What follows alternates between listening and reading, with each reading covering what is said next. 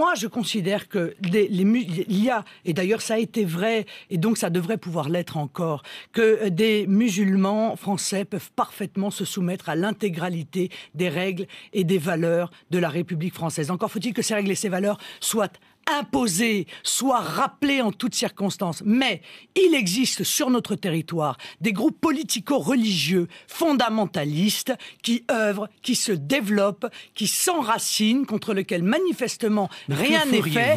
Et il y a un laxisme inouï. Mais écoutez, Monsieur Saïd Arif, oui. Monsieur Saïd Arif, terroriste, qui est... terroriste.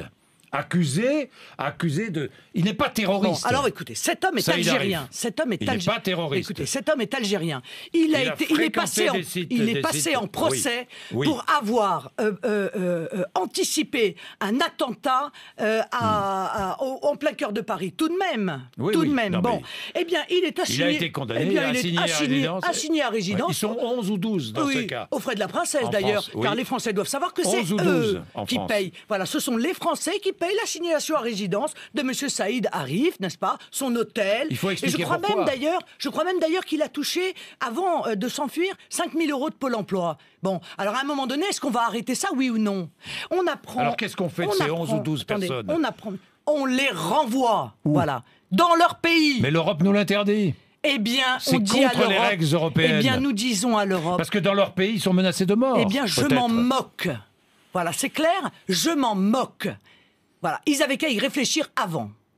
Et par conséquent, on les renvoie dans leur pays, on dit à l'Union européenne, vous êtes bien gentils, occupez-vous de vos affaires, nous on s'occupe de la sécurité de notre territoire, ça c'est une chose très claire, et je vous signale qu'on apprend quand même au bénéfice de ce drame qui s'est déroulé à La Défense, que le 7 mai, en Isère, il y a un gendarme qui a été attaqué par un homme au cri de Allah est grand, un homme qui rentrait de la Mecque, ça fait donc déjà un certain temps que ce genre d'action se multiplie sur notre territoire. Pourquoi est-ce qu'on les cache aux Français? Pourquoi est-ce qu'on ne leur dit pas la vérité? Pourquoi est-ce qu'on ne mesure pas la gravité des attaques dont nous sommes aujourd'hui victimes et qu'on ne tient pas compte de cela pour se réarmer et mettre en œuvre une véritable politique de lutte contre ces groupes politico-religieux fondamentalistes?